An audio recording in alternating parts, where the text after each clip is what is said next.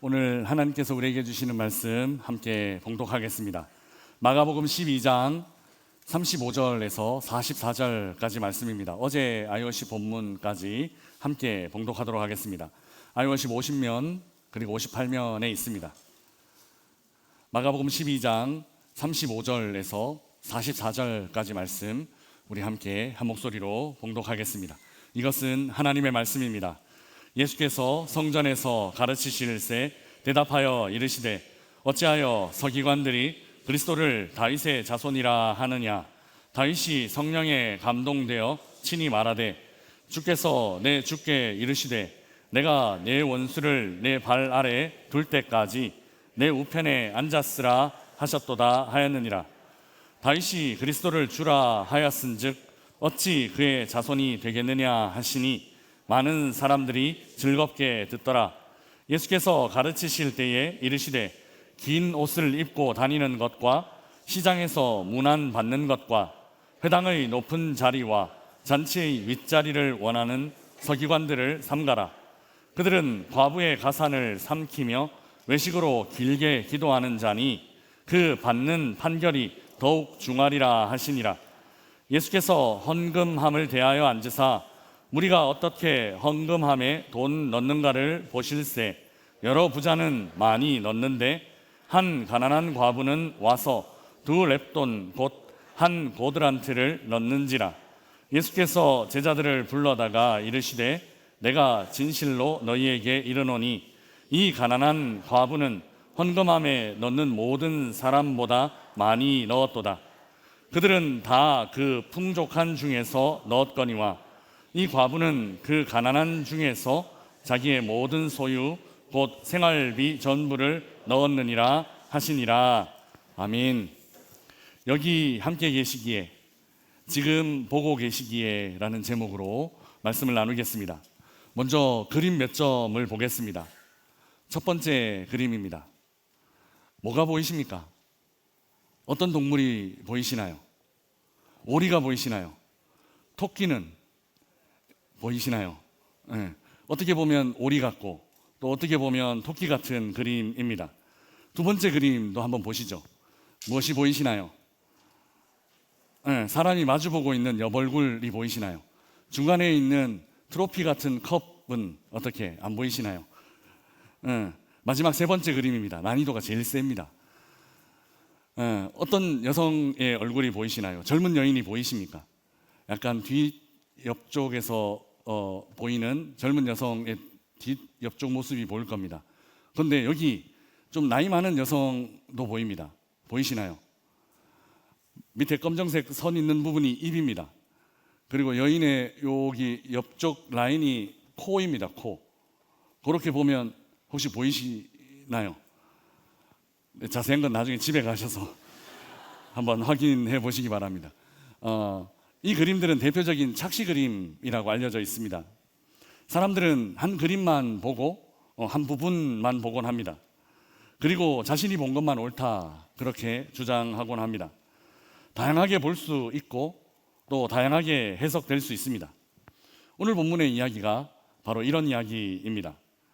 잘 알려진 이 과부의 두 렙돈 이야기를 묵상하면서 대부분의 사람들은 헌금을 드린 과부에만 집중합니다.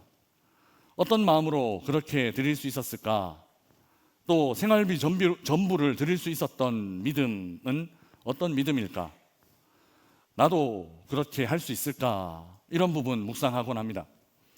이렇게 묵상하는 것 나쁜 건 아닙니다. 분명 본문 안에서 그런 의미를 전하고 있기 때문입니다. 과부라는 당시 사회에서 가장 소외된 계층의 인물, 그리고 두 렙돈이라는 지극히 작은 금액, 가난한 사람의 입장에서 큰 결단 필요했을 것이라는 묵상, 아마 믿음으로만 가능한 결심과 결단이었을 것이다. 충분히 가능하고 또 좋은 적용이 될 것입니다. 그러나 오늘 본문을 묵상하면서 여기에만 머물면 안 됩니다. 이 정도만 묵상하면 아직 본문을 다 보지 못한 것과 같다 그렇게 볼 수 있습니다.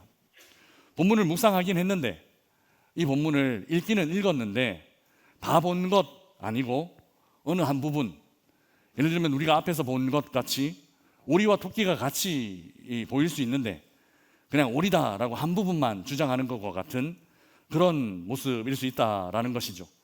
사실 오늘 본문의 강조점, 그리고 오늘 본문이 진짜 말하려는 바는 좀 다른 곳에 있습니다. 그것은 두 렙돈을 드린 과부라기보다는 그 두 렙돈을 칭찬하신 예수님, 그분에 우리는 집중해야만 합니다. 이를 위해 먼저 제가 그동안 이 자리에서 여러 번 말씀드린 적이 있는 그 내용을 다시 한번 복습하려고 합니다. 예수님 당시의 성전, 그 성전은 어떤 결함이 있다, 중대한 결함이 있는 곳이다, 이렇게 말씀드린 적이 있습니다. 그 예수님 당시의 성전에는 꼭 있어야 되는데, 없으면 안 되는 건데, 꼭 있어야 되는 건데 그것 없는 곳, 바로 예수님 당시의 성전이었다 말씀드린 적이 있습니다. 혹시 기억이 나시나요? 처음 들으시나요? 네, 성전에 꼭 있어야 하는데 없는 것. 사실 그 성전은 이것 위에 지어졌는데 사라져버리고 잃어버린 것, 그것은 바로 법궤, 언약궤입니다. 이제 좀 기억이 나시죠? 솔로몬이 지은 1차 성전이 파괴되고 난 이후에 이스라엘 민족은 법궤를 잃어버렸습니다. 근거는 없지만 그 법궤가 쇠속화되는 것을 막기 위해서 예레미야가 비밀리에 옮겼을 것이다, 아무도 모르게 숨겼을 것이다, 그렇게 사람들은 추측합니다. 아무튼 이 두 번째 성전, 예수님 당시의 성전에는 법궤가 없었습니다. 그러면 여러분, 법궤는 무엇을 상징하나요? 법궤는 하나님의 임재를 상징합니다. 구약 성경은 법궤를 하나님의 발등상이라고 묘사하고, 또 구약 성경 어느 부분에는 이 법궤를 하나님의 보좌라고 그렇게 이해하기도 했습니다. 하나님은 어디에나 계신 분, 실제로 계시지 않는 곳이 없는 분이시지만 사람들은 그 법궤 위에, 그룹들 날개 사이에 매우 특별히, 매우 강하게 하나님 임재하신다, 그렇게 생각했습니다. 그러니 법궤는 그저 단순한 성물, 그저 단순한 거룩한 물건 아니라 그 법궤는 그야말로 하나님의 임재의 상징이었습니다. 그래서 법궤는 바로 성전에 있어야 할 이유였고, 성전이 건축된 이유, 그리고 그 성전이 존재하는 이유 그 자체였습니다. 그런데 그 소중한, 그 중요한, 그 의미 가득한 법궤를 잃어버렸고, 두 번째 성전은 이제 법궤 없는 성전이 되고 말았습니다. 그러니 그 법궤 없는 성전은 이렇게 불러도 전혀 과하지 않습니다. 하나님 임재가 없는 성전, 존재의 이유가 사라진 그저 뼈대만 남은 건물. 당시 성전은 이런 중대한 결함이 있는 곳, 그런 곳이었습니다. 이 치명적인 결함이 예수님 당시까지 그대로 이어졌습니다. 그런데 이 성전에 지금 누가 들어가시는가 하면 이제 예수님께서 그 성전 안으로 들어가십니다. 우리 오늘 본문 35절 말씀 우리 함께 읽어보겠습니다. 같이 읽겠습니다. 예수께서 성전에서 가르치실새 대답하여 이르시되 어찌하여 서기관들이 그리스도를 다윗의 자손이라 하느냐. 아멘. 예수님이 어디에 계셨는가? 예수님이 성전에 계셨습니다. 그리고 성전에서 가르치고 계셨습니다. 그러면 여러분, 다시 한번 질문 드려보겠습니다. 이제 이 성전 어떻게 되었나요? 하나님의 임재가 없던 성전에 예수님이 들어가셨고 예수님이 가르치시고 계십니다. 하나님의 아들이신, 하나님 그분이신 예수님이 바로 그 성전에 들어가셨다라는 것입니다. 그러면 이 성전, 이제 어떤 성전 되었나요? 이제 그 성전, 하나님의 임재가 회복된 성전 되었습니다. 하나님이 그 안에 계신 성전, 하나님이 임재하시는 성전 된 것입니다. 하나님 부재의 성전이 이제 예수 그리스도를 통해 하나님 임재의 성전이 되었습니다. 그래서 오늘 본문은 하나님 임재의 성전, 예수님이 들어가 머무심으로 하나님의 임재가 회복된 그 성전에서 어떤 일이 일어났는가 하는 것이 오늘 본문의 핵심이고 중심입니다. 이렇게 오늘 본문을 읽으면 더 깊고 더 풍성하게 읽을 수 있습니다. 예수님께서 성전에 들어가시니 이제 어떤 일이 일어났습니까? 먼저 38절, 39절까지 말씀입니다. 우리 함께 읽어보겠습니다.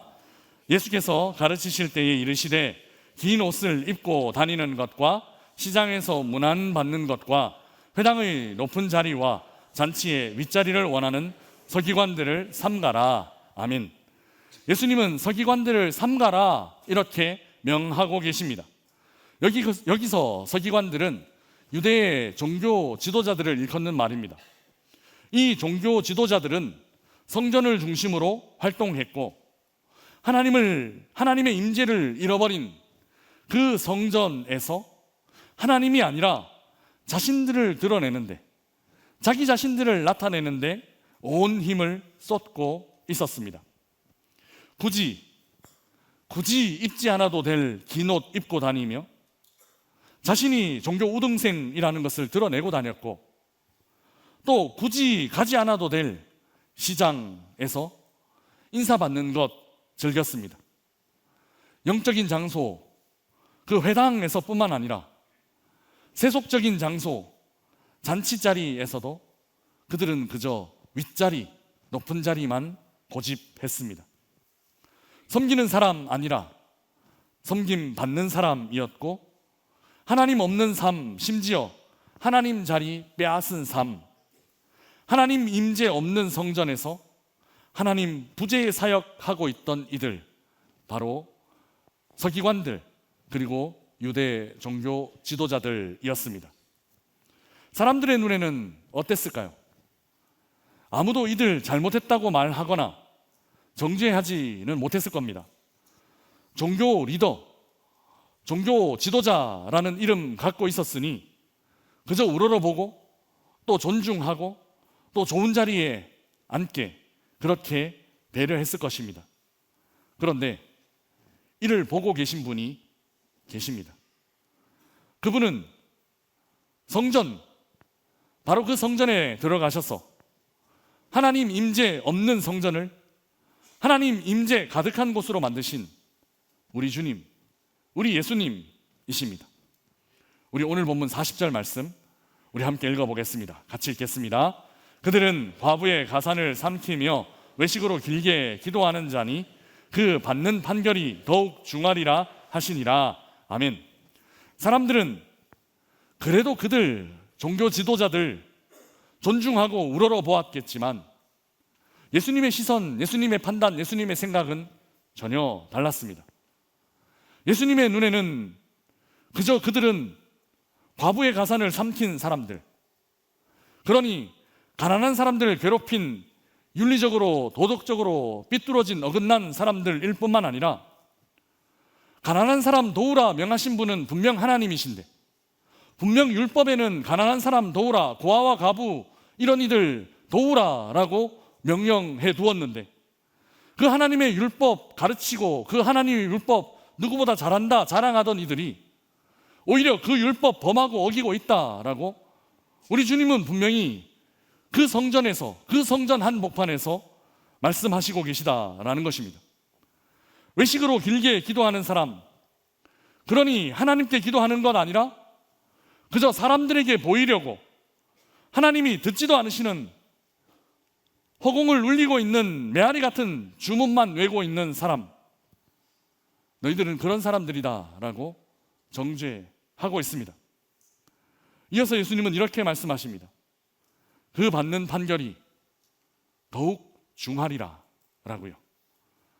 판결, 즉 우리 주님은 재판을 말씀하고 계십니다. 성전에 임재하신 예수님은 유대 종교 지도자들을 심판하십니다.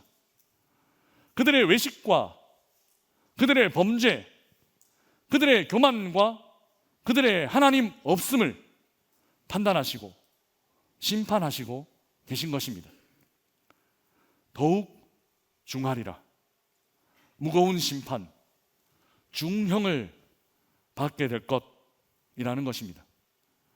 성전 안에서 예수님은 당시 종교 기득권자들, 종교 지도자들을 향해 유죄, 더욱 중한 죄, 이렇게 심판을 선고하고 계십니다. 이 판결 다음 그 성전 안에서 또 어떤 일이 일어났을까요? 정반대의 일도 오늘 본문 안에 전해지고 있습니다. 우리 오늘 본문 41절, 42절 말씀 우리 함께 읽어보겠습니다. 같이 읽겠습니다. 예수께서 헌금함을 대하여 앉으사 무리가 어떻게 헌금함에 돈 넣는가를 보실세. 여러 부자는 많이 넣는데 한 가난한 과부는 와서 2렙돈 곧 한 고드란트를 넣는지라. 아멘. 예수님은 성전 안에서 헌금함 반대편에 앉으셨습니다. 그리고 사람들이 헌금함에 동전 넣는 것을 지켜보셨습니다. 여러 부자들이 나왔습니다. 거들먹거리면서 헌금하고 있었습니다. 그들 사이에 눈에 띄는 한 여인이 있었습니다. 그녀는 과부였고 고작 2렙돈을 헌금함에 넣었습니다. 2렙돈, 오늘날의 가치로 얼마일까요? 편의점 컵라면 하나 정도? 아마 그 정도일 겁니다. 아니면 우리 아이들이 삼김이라고 부르는 그 옛날 정치하던 때 그 삼김 세분 그 말을 하는 게 아니라 이 삼김은 삼각김밥의 준말입니다. 우리 아이들이 삼김이라 부르는 삼각김밥, 그거 하나 정도의 가격이 바로 2렙돈이라는 겁니다. 사람들은 누구나 생각했을 것입니다. 부자는 많이 넣었고 과부는 적게 넣었다라고요. 노쇠로 나팔 모양처럼 만든 헌금함에 동전 땡그랑 떨어지는 소리 들으며 부자의 묵직한 소리, 많이 넣었구나. 과부의 가벼운 소리, 그리 많지 않네. 사람들은 그 소리로 그렇게 판단하고 있었을 것입니다.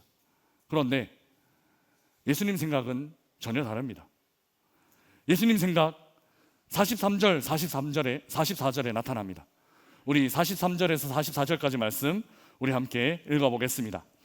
예수께서 제자들을 불러다가 이르시되 내가 진실로 너희에게 이르노니 이 가난한 과부는 헌금함에 넣는 모든 사람보다 많이 넣었도다. 그들은 다 그 풍족한 중에서 넣었거니와 이 과부는 그 가난한 중에서 자기의 모든 소유 곧 생활비 전부를 넣었느니라 하시니라. 아멘. 예수님은 누구를 칭찬하시는가? 예수님은 그 가난한 과부의 헌금을 칭찬하십니다. 그저 많이 넣었다 정도 아닙니다. 어느 정도로 칭찬하는가 하면 가장 많이 넣었다라고 그렇게 극찬을 하십니다. 헌금함에 넣은 모든 사람보다 많이 넣었다라고 칭찬하시는 것입니다. 풍족한 사람이 가진 것 중에 일부, 가진 것 중에 얼마를 넣은 것과 가난한 사람이 가진 모든 것을 넣은 것은 다르다, 이렇게 판단하신 것입니다. 그 여인은 아마 그날 저녁 식사를 포기했을 것입니다. 그리 화려한 식사도 아니었습니다. 그저 소박한 식사, 홈무스라는 빵 한 조각, 그저 아무것도 바르지도 적셔 먹을 것도 없는, 그저 조금의 시장기 배고픔 정도 해결할 수 있는 그 정도 식사였지만 그 식사마저도 그저 하나님 앞에 내어드린, 하나님께 전부 드린 것입니다. 여인의 2렙돈 뒤에 있던 이런 뒷이야기, 이런 이 여인의 마음의 중심, 우리 주님께서 아셨다, 우리 주님께서 보셨다라는 것입니다. 그리고 칭찬하셨습니다. 서기관을 향해서도 그저 판결하신 것 아니라 더 중하다 말씀하신 것처럼 이 여인을 향해서도 정확하게 가장 많이 넣었다라고 구체적으로 칭찬하십니다. 사랑하는 여러분, 우리 예수님 다 아십니다. 이것이 오늘 본문의 진짜 메시지입니다. 모든 상황을 정확하게 보고 계신 예수님이 계십니다. 이 사실이 우리에게 얼마나 큰 위로가 되는지 모릅니다. 사람들의 눈에 보이는 것, 사람들의 귀에 들리는 것뿐만 아니라 그 뒤에 그 이면에 숨겨진 상황, 그 마음속에 감추어진 진짜 의도, 그 마음의 중심까지도 다 보고, 다 알고, 다 느끼고 계신 분이 계십니다. 바로 우리 주님, 우리 예수님입니다. 때로 우리는 실망하곤 합니다. 왜 악한 마음 갖고 사는 이들이 잘 되는 걸까? 라고요. 또 때로 우리는 염려하곤 합니다. 왜 바른 마음 갖고 사는 나는 힘겨운 걸까? 라고요. 이 세상은 왜 이런 걸까? 이 세상은 원래 이런 걸까? 때로 우리는 이런 생각하며 믿음이 흔들리기도 하고 또 시험에 맞이곤 합니다. 바르게 사는 것 의미 있을까? 손해보며 믿음 지키는 것 그거 가치 있는 걸까? 사랑하는 여러분, 오늘 본문은 분명히 말하고 있습니다. 모든 것을 정확하게 보고 계신 분이 계시다고요. 사람들의 눈에 보이는 것뿐만 아니라 보이지 않는 것들까지도 다 보고 계시는 분이 계시다고요. 그분이 정확하게 판결해 주시고 그분이 정확하게 갚아 주실 거라고 오늘 본문은 그렇게 우리에게 말하고 있습니다. 사랑하는 여러분, 판결 내리시는 예수님이 계십니다. 세상과 다른 판결, 정확한 판결 내리시는 예수님이 계십니다. 유혹에 지지 않고 바르게 살아야 할 이유, 바로 여기 있습니다. 힘든 중에도 말씀 안에서 바르게 살 이유. 살짝 한 번만 눈 감으면 유익이 된다는 것 알지만, 살짝 한 번만 귀 막으면 손해보지 않는다라는 것 알지만, 그 눈앞에 있는 유익 아니라 오직 주의 말씀 붙잡고 주의 말씀 따라 살아야 할 이유, 바로 여기에 있습니다.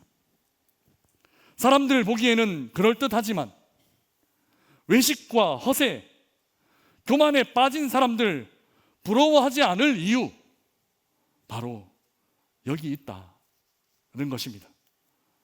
우리 주님이 지금 여기 계시기에, 우리 주님이 이 모든 것 보고 계시기에, 우리 주님이 이 모든 것 정확하게 판단하고 계시기에 우리에게는 바르게 살 이유, 말씀대로 살 이유, 그 이유가 있습니다. 사랑하는 명선의 가족 여러분, 하나님 임재 잃어버렸던 성전이 하나님의 임재가 회복되었습니다. 하나님의 아들 예수 그리스도가 그 성전에 들어가신 것, 하나님 없는 성전이 하나님 계신 성전 되었습니다. 하나님 임재가 회복된 성전에서 바로 이런 일이 일어났습니다. 누가 보더라도 종교 기득권자, 누가 보더라도 종교 우등생이라 여겨졌던 사람들이 그 임재하신 이의 눈에는 그저 심판의 대상으로 드러났습니다. 그것도 더 중한 심판이 예고되었습니다. 정반대로 누가 보더라도 작고 보잘것없는 헌금 드린 여성이 그 임재하신 이의 마음에는 극찬의 대상이 되었습니다. 가장 많이 드린 이로 인정되는 것입니다. 성전이 진짜 성전 되자 불의가 불의로 드러나게 되었습니다.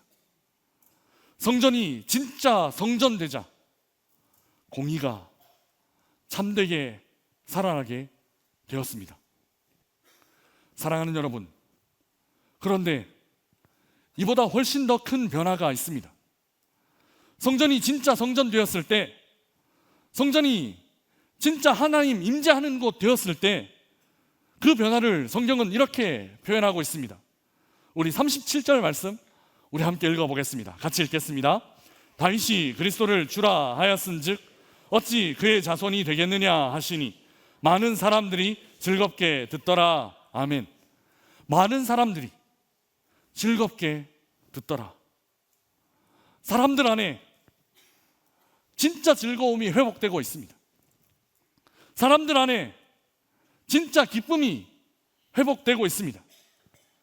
이것이 회복된 성전에서 일어난 진짜 변화입니다.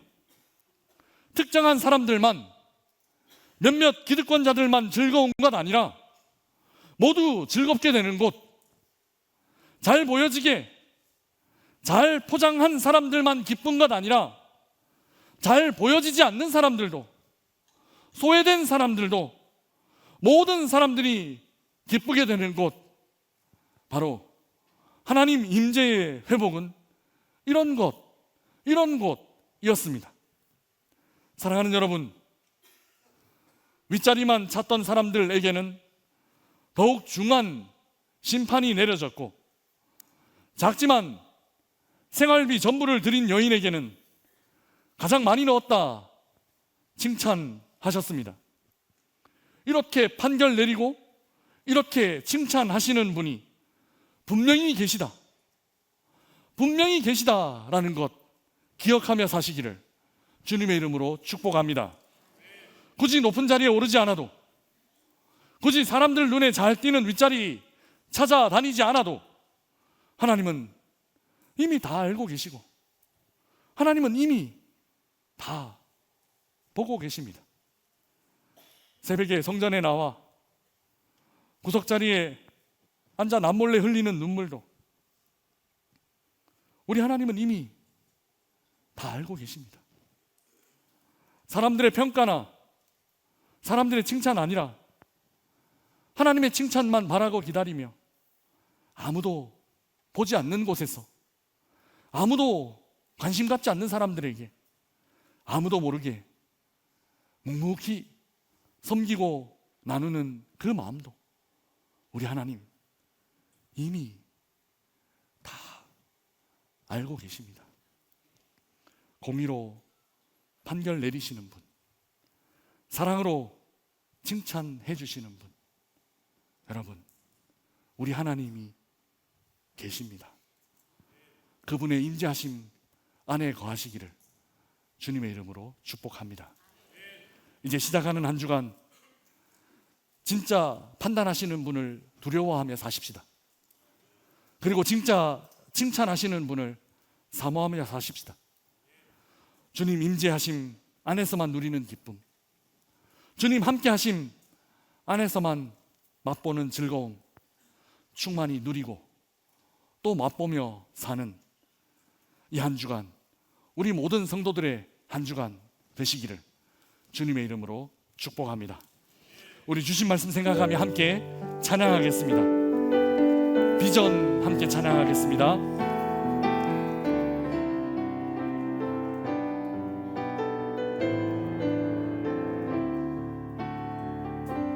우리 보좌 앞에 모였네. 우리 보좌 앞에 모였네. 함께 주를 찬양하며 하나님의 사랑 그 아들 주셨네. 그의 피로 우린 구원받았네.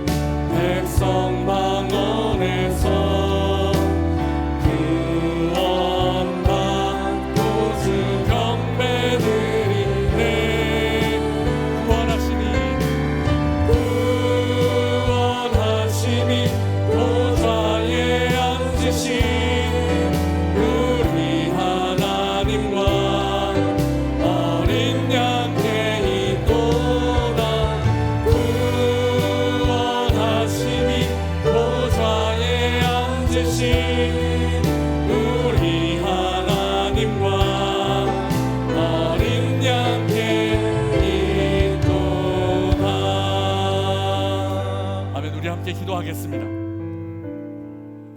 무엇 의식하며 살고 있었는지 돌아보십시다. 내가 의식하고 사는 것들 그 안에 하나님 계셨습니까? 하나님의 시선, 하나님의 평가, 하나님의 가치가 있었습니까? 사람의 눈 아니라 하나님의 판결 두려워하며, 사람의 칭찬 아니라 하나님의 칭찬 사모하며 사는 이 한 주간 되게 해주십시오. 우리 함께 기도하겠습니다. 기도하겠습니다. 주님, 우리의 삶 안에 주님 임재 있었는지, 주님 의식하는 것 있었는지, 주님 함께 하심 있었는지, 주님 우리 삶을 돌아봅니다. 사람의 시선 아니라 하나님의 판결 두려워하며 살게 하여 주시고, 사람의 칭찬 아니라 하나님의 칭찬 사모하며 사는 저희들 되게 하여 주옵소서. 사랑의 주님, 감사합니다. 예수님 당시에 성전처럼 혹 우리 삶에 하나님 임재 없는 것 아닌지, 하나님 부재하시는 것 아닌지 돌아보게 하여 주옵소서. 하나님의 시선, 하나님의 평가 의식하지 못하고 그저 사람들의 시선, 사람들의 평가에만 관심이 있었던 것 아닌지 돌아봅니다. 윗자리로 가려고 위선의 삶을 살지 않겠습니다. 보이지 않는 곳에 있는 작은 마음도 소중히 여기며 살겠습니다. 우리의 삶의 자리자리마다 주님의 임재를 회복하며 살겠습니다. 주님, 우리의 삶을 다스려 주시고 우리 삶에 친히 임재하여 주옵소서. 그리하여 주님의 기쁨과 즐거움이 흘러넘치는 우리 모든 성도들의 삶 되게 하여 주옵소서. 감사합니다. 우리 주님 예수 그리스도의 이름으로 기도드리옵나이다. 아멘.